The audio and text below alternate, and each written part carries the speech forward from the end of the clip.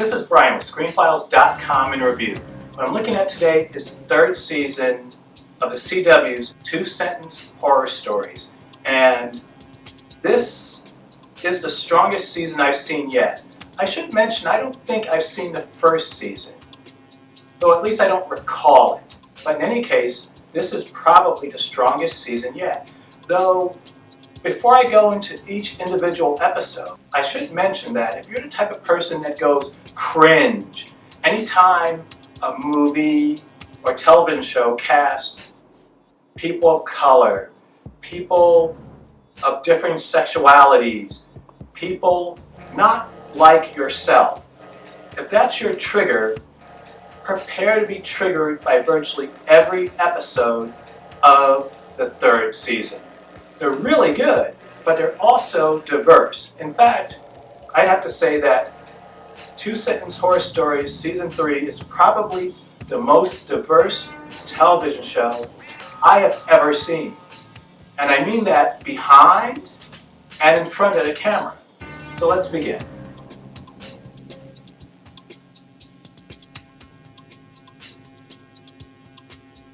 The first episode is called Bagman, and it's literally about a man in a bag.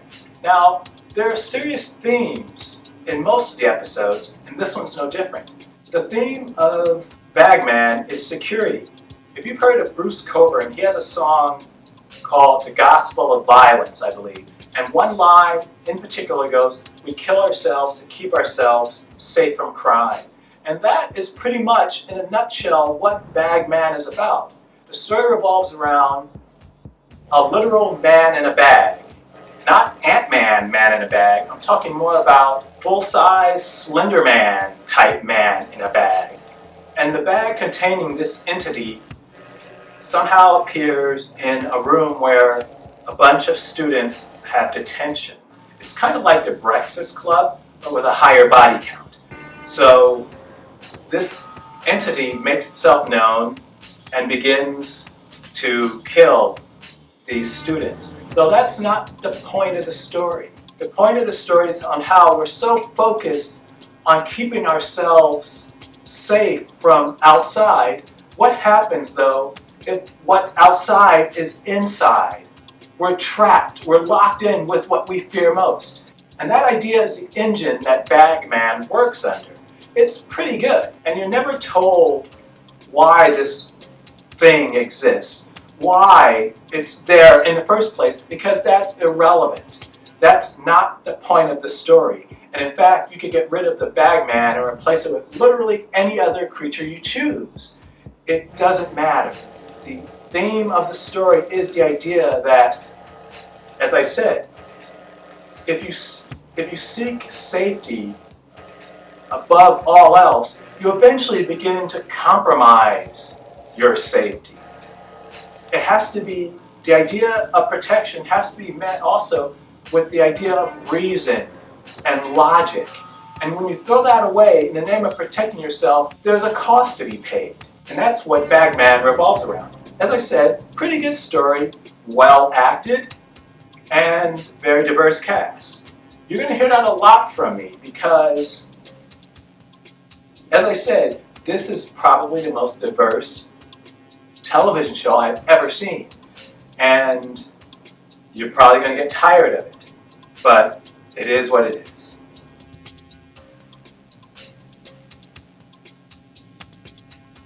The second episode is called Elliott Diversity Warning. It revolves around a transgender person who identifies as male, though the problem is no one else identifies him as male. So during gym class, he's asked to play with the girls, though he is not a girl any longer.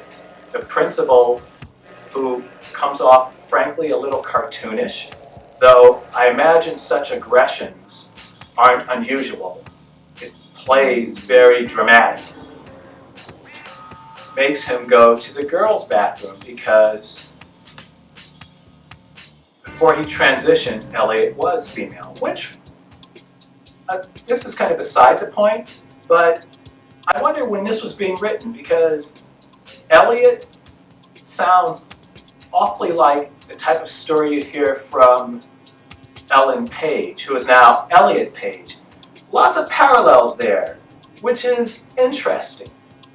In any case, Elliott decides to just run away, so he goes to an abandoned part of the school.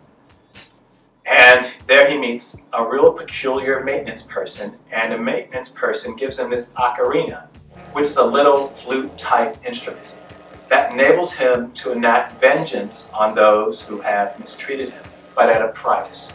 This is not anything we haven't seen before in terms of dramatic storytelling, but it's well done, and the actress who plays the maintenance person is great, as is the actor who plays Elliott.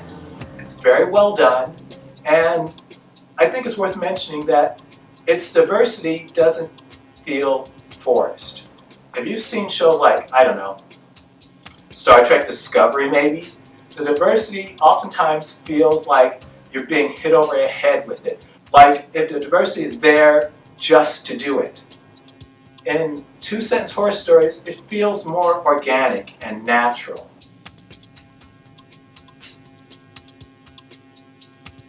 The third episode is called Instinct, and it's a very topical one in that it revolves around a gig worker, which are people who are, let's say, delivering your food and doing your shopping, especially in the days of coronavirus. So these people who are scrambling to make livings for themselves, doing work which they're typically not very well paid to do. In this instance, this gig worker is an aspiring mystery writer, and she's taken a job to paint this gentleman's apartment. I've seen the actor who plays the guy who hires her, and I can't place his face. He's familiar to me, but I'm not sure who he is. But in any case, this guy is also a little creepy. And this is an interesting episode, though I think its interest is not intentional, in the sense that the gig worker, the woman who is aspiring to be a mystery writer, comes off a little schizophrenic. And again, I don't know if that's an accident or not, because she has this alter ego that is way too involved for it to be like a muse or a mental device.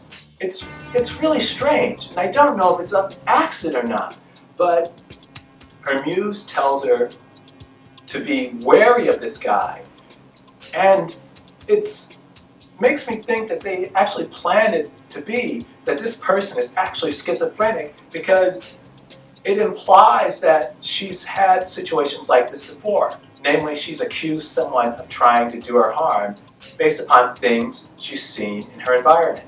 So it's very much, in my eyes, a story about schizophrenia, not the kind of rear window type situation she's entered into, which is really clever storytelling. Though, as I said, I don't know if that's an accident or not, and it just worked out really well. Though it's a pretty good story and one of the stronger ones in the season.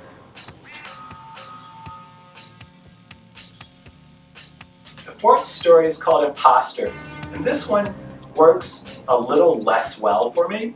As I said, none of the stories are bad, but this one doesn't quite sync as well as I think it should.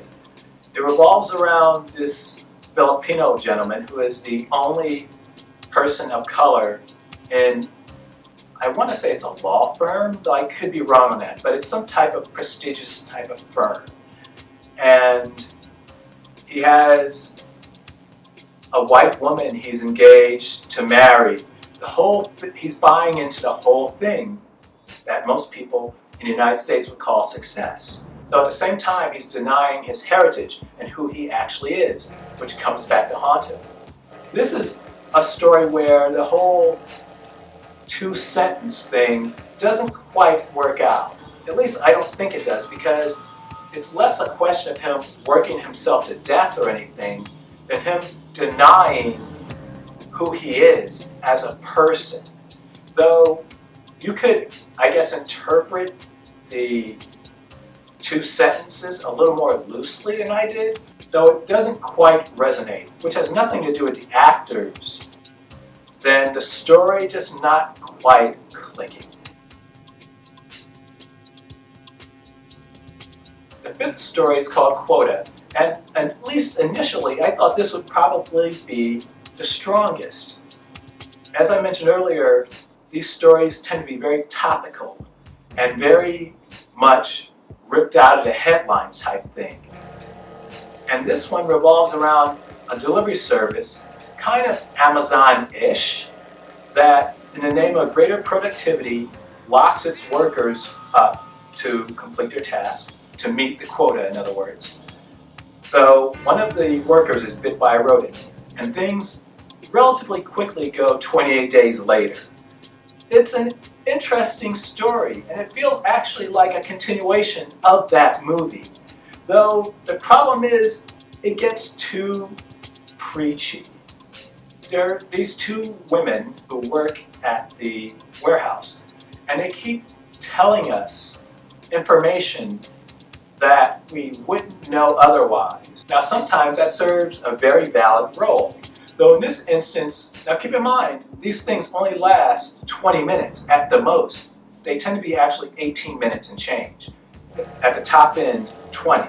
So in their conversation, these two women are giving away so many plot angles, and it just became really irritating after a time.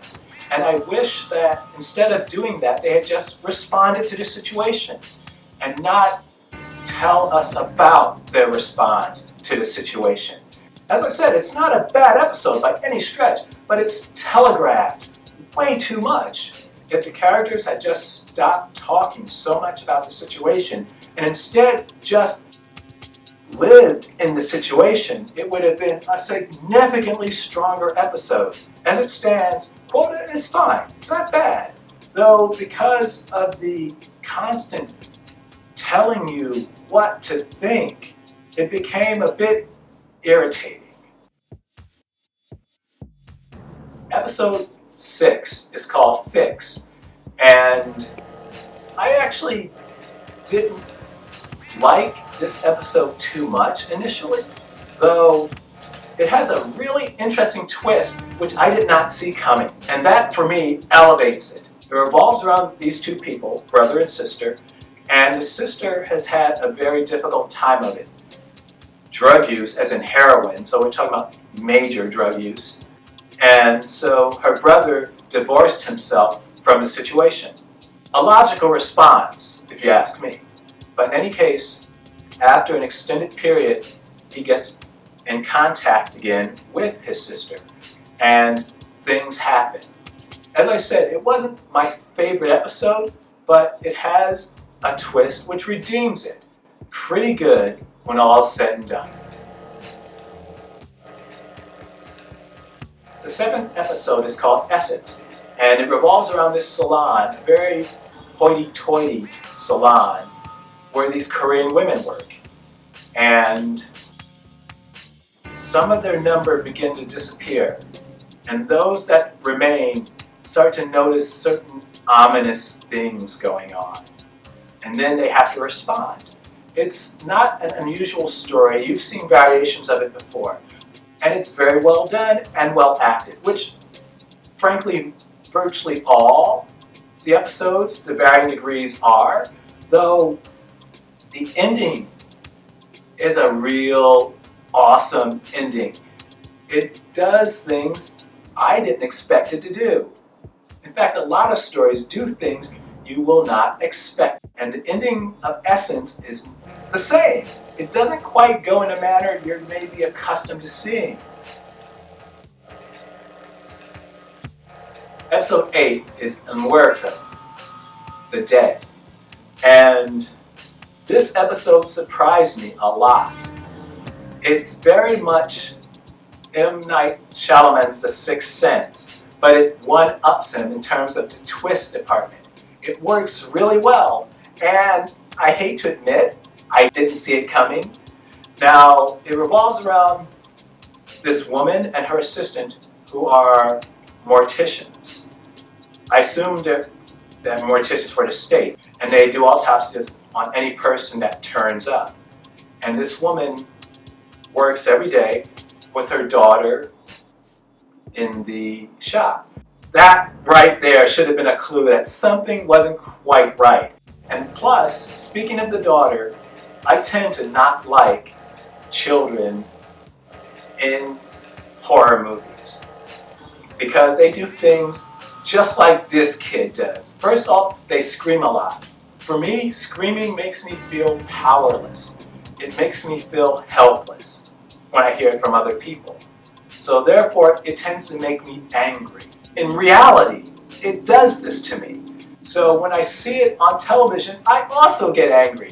And this little girl, who is the daughter of the coroner, I was about to say mortician, but she's a coroner, irritated the hell out of me with her screaming. And I get it, it's apt, but as I said, screaming affects me in a very negative light, so it bothered me.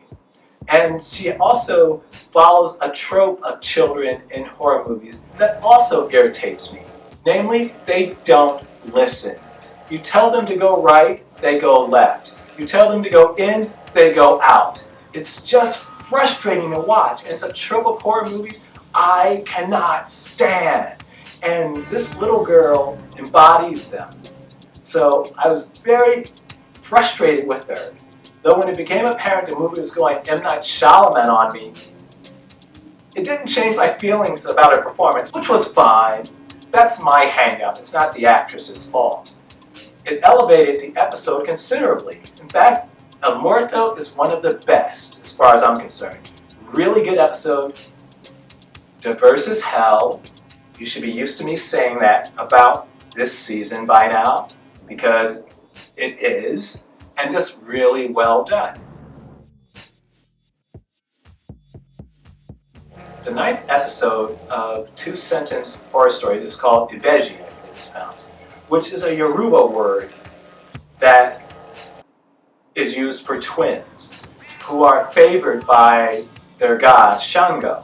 And they, at least according to Yoruba legend, possess all types of abilities and mysterious powers. And Ibegi revolves around these two Nigerian women, one of whom gets a stroke and is taken to the hospital by her sister.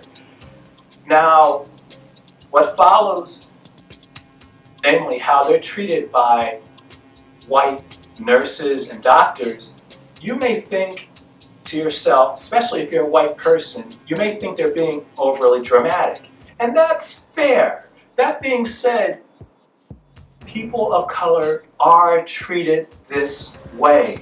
This is not unusual. And keep in mind, oftentimes, how a person is treated in a racial context is based upon the point of view of the person on the receiving end of the treatment as well. People aren't, well, most of us anyway, aren't psychic. But nonetheless, based upon someone's actions towards you, you get an impression of how they think. So, what these two sisters have gone through in this episode is not unusual in the slightest. So, if you're a person who's offended by that, you might want to check yourself a little bit and look into these type of situations. It is not beyond a pale. In any case, one sister is in the hospital, very much in a vegetative state. She's present, she's there, just she can't move. And so, as if things weren't bad enough, there enters a demon, or I should say a demonic type creature, whose goal is to suck the life force out of these people. And eventually it sets its eye on the twin. So as I said, the depiction of these twins is based upon Yoruba beliefs and customs. So let's just say the creature might have bitten off just a little more than it can chew. The last story is called Manifest Destiny. And this is a good story. It feels a little scripty at times, which is to say, you have people doing things and it feels less organic than someone reading a script. Scripty. It's a new word. scripty.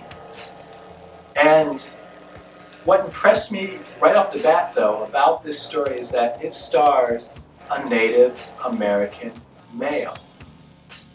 A Native American male who's not the typical Native American male you see in movies for what feels like decades to me.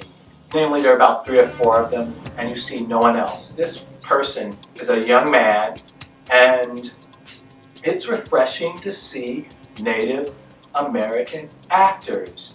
I don't know why it's so hard for Hollywood to do. In any case, he works as a sound man for this podcaster who is also his girlfriend, and she happens to be a white woman, which is relevant to the story. The podcast they're doing is based upon a particular reenactment of a certain incident in American history that involved a meeting between settlers and native people. And the sound person holds it in contempt because he sees that they're distorting not only history, but his history in particular. But what happens when people start taking their roles in this reenactment a little too literally? Pretty good story, though as I said, it comes off feeling a little staged at times. It works pretty well, it's pretty interesting. Though what works best for me with this episode plays with the idea of the white liberal ally. And that's interesting and not something you see very much of. Surprisingly effective episode despite the stagey feel of it. And in short, this season of 2-sentence horror stories is probably the most diverse bit of television you're going to find. And if that's a plus for you, check this out. You will not be disappointed. If it isn't, check it out anyway, because the issues you might have might be your own, more so than the series itself. So what do you think? This is Brian with ScreenFiles.com and Review. Do you agree? Disagree? Let me know down below. And as usual, consider a like or a follow.